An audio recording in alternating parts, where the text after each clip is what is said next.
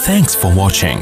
Don't forget to like, comment, share and subscribe to Mufti Tariq Masood, famous scholar.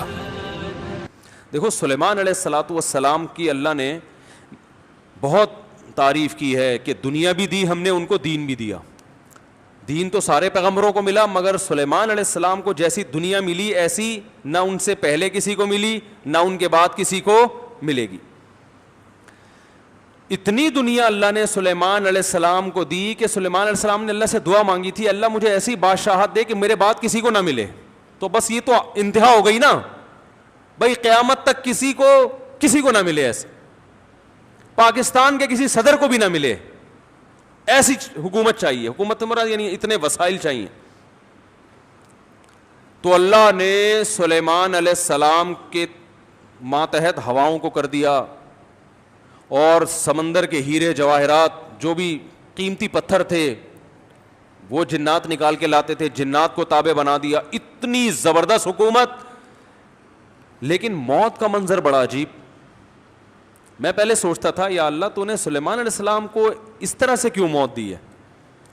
لاٹھی ہاتھ میں اپنی شاہی کرسی پہ بیٹھے ہوئے اور جنات کے ذریعے تعمیرات کروا رہے ہیں عمارتوں کی، اور جنات بہت ٹینشن میں، کیونکہ جن کسی کے قابو، یہ جو عامل کہتے ہیں نا جن ہمارے قابو میں، اصل میں یہ جنات کے قابو میں ہوتے ہیں. جنات ان کا کان مروڑ ہوتے ہیں، اب یہ منتر پڑھ چل، اب یہ کر. جن ان کے قابو میں نہیں ہوتے. وہ تو سلیمان علیہ السلام کا معجزہ تھا کہ جنات کو قابو میں لے لیا انہوں نے. یہ کہاں سے، یہ کیا ان میں کون سے کچھ کیوں قابو آئیں گے؟ جن بولے گا تم ہو کیا، تمہاری اوقات کیا ہے؟ جنات کوئی چھوٹی موٹی مخلوق تھوڑی ہے. عمریں لمبی ہوتی ہیں جنات کی. ایک آدمی گیا فلیٹ میں، کسی نے بتایا یہ خالی فلیٹ ہے، اس میں جنات بھوت ہیں، نہیں جا. اس نے کہا کوئی جن ون نہیں ہوتا. وہ خالی پڑا ہوا تھا بہت عرصے سے. وہ کہتے ہیں نا خالی عمارتوں میں جن بھوت آ جاتے ہیں. تو بہت عرصے سے خالی پڑا ہوا تھا، ان کو فنٹر بننے کا شوق تھا. لوگوں نے کہا بھائی نہیں جا اس میں بھوت ہیں. اس نے کہا کوئی بھوت نہیں ہوتا. گیا دروازہ نوک کیا، آواز آئی کون؟ کہنے لگا میں فلاں صاحب ہوں، آپ یہاں رہ رہے ہیں، میں نے سنا یہاں جنات ہیں، دروازہ کھولیے. اس نے دروازہ کھولا، عجیب سی گول گول آنکھیں. کہا بھائی میں نے سنا یہاں جنات ونات ہیں. کہہ رہے ہیں نہیں ایسی بکواس ہے، میں تو 500 سال سے لے رہا ہوں، مجھے تو آج تک کوئی نظر نہیں آیا. کہنے لگا میں تو 500 سال سے رہ رہا ہوں، مجھے تو ابھی تک کوئی نظر نہیں. یہ بے ہوش یہی جن تھا. وہی 500 سال سے انسان تو نہیں رہ سکتا. اچھا یہ عامل لوگ نا یہاں بیوقوف بناتے ہیں. ہم نے صحابی جن کو دیکھا ہے، کیونکہ جب یہ سنتے ہیں نا کہ جنات کی عمریں لمبی، تو 1400 سال پرانا جن بھی نکال کے لے آئیں گے. یہ الو بنانے کے علاوہ کچھ بھی نہیں ہے. صحابی جن کو دیکھا ہم نے، تابعی جن کو دیکھا ہم نے، اس جن کو دیکھا جس نے حضرت علی کی صحبت اٹھائی. سب بکواس کرتے ہیں. اور بعض ہمارے نیک لوگ بھی ان سے متاثر ہو جاتے ہیں، بڑے علماء بھی بعض ان سے متاثر ہو جاتے ہیں. ہمارے ہاں کسی چیز سے متاثر ہونے کے لیے بس اتنا کافی ہے کہ امکان کے درجے میں صحیح ہو.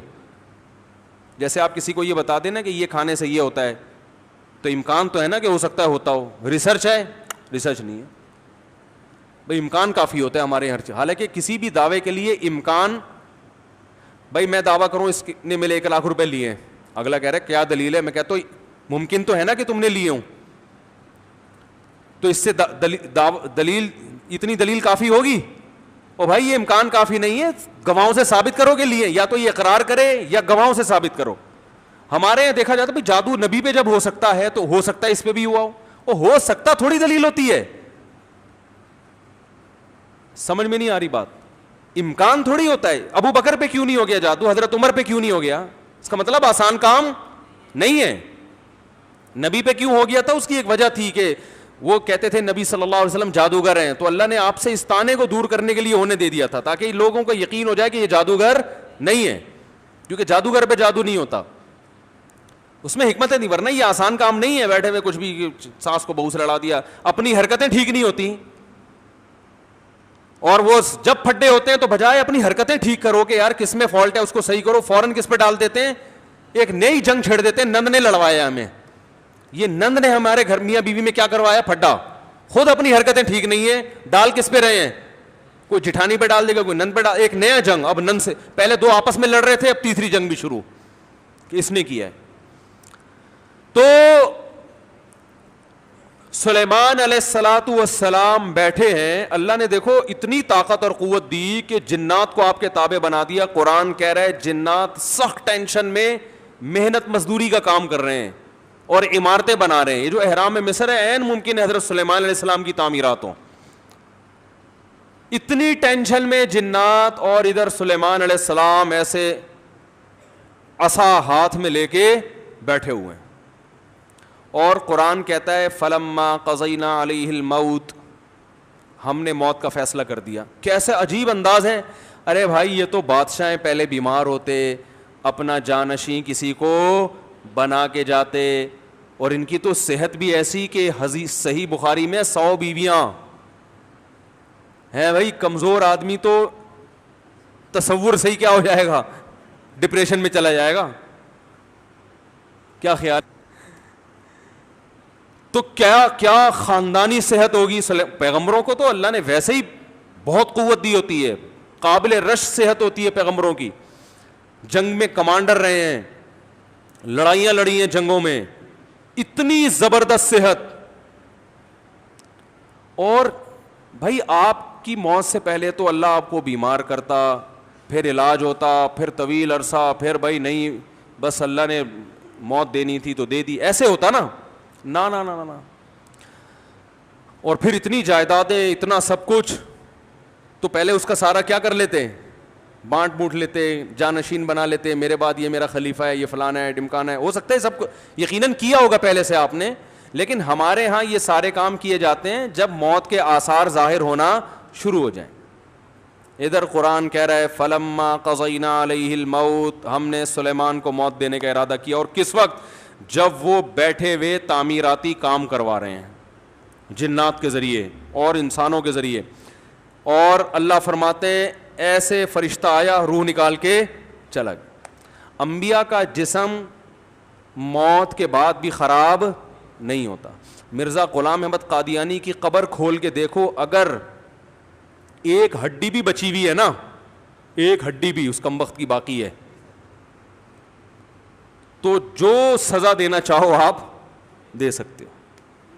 سمجھ رہے ہو, نبی کی کا جسم کبھی بھی خراب نہیں ہوتا. قادیانیوں سے کہو اس کی ایک دفعہ قبر کھول کے دنیا کو دکھا دو بس تم. انبیاء کا جسم خراب نہیں ہوتا. تو قادیانی ہو سکتا ہے یہ گستاخی کریں کہ نبی صلی اللہ علیہ وسلم کی تو قبر کوئی کھول نہیں سکتا. تو بھائی نبی صلی اللہ علیہ وسلم کو ہم بھی نبی مانتے ہیں اور آپ بھی نبی مانتے ہیں, اور آپ پر تو اجماع ہے, بلکہ اس کو تو غیر مسلم بھی مانتے ہیں کہ آپ کی باڈی خراب نہیں ہوئی ہے, اس لیے کہ آپ صلی اللہ علیہ وسلم کے جسد اطہر کو قبر مبارک سے نکالنے کی بہت زیادہ کوششیں ہو چکی ہیں ماضی میں, غیر مسلموں نے کی ہیں سرنگیں بنا بنا کے. اس کا مطلب ان کو بھی پتا تھا کہ جسم کیا ہے, سلامت ہے. تو انبیاء کا جسم کبھی بھی خراب نہیں ہوتا. تو قرآن کہہ رہا ہے ادھر ٹیک لگا کے بیٹھے ہوئے ہیں سلیمان علیہ السلام, جسم سے روح نکلی ہے, اور پتہ نہیں کتنے دنوں تک اسی طرح ایسے ہی رہے ہیں. وہ چونکہ اس طرح سے ٹیک لگی ہوئی تھی کہ گرے نہیں ہیں. اب دیمک نے کھانا شروع کیا سلیمان علیہ السلام کی لاٹھی کو. ما دلہم علی موتہ الا دابۃ الارض تأکل من سأتہا. اللہ فرماتے ہیں زمین پر رینگنے والے کیڑے نے جب لاٹھی کو کھانا شروع کیا ہے, تو کتنے دن لگتے ہیں کیڑے کو لاٹھی کو کھانے میں, تو جب لاٹھی کو اتنا کھا لیا کہ بیلنس آؤٹ ہو گیا تو سلیمان علیہ الصلوۃ والسلام زمین پر گر پڑے. پھر جنات کو پتا چلا کہ بھائی ان کا تو بہت دن پہلے انتقال ہو چکا ہے.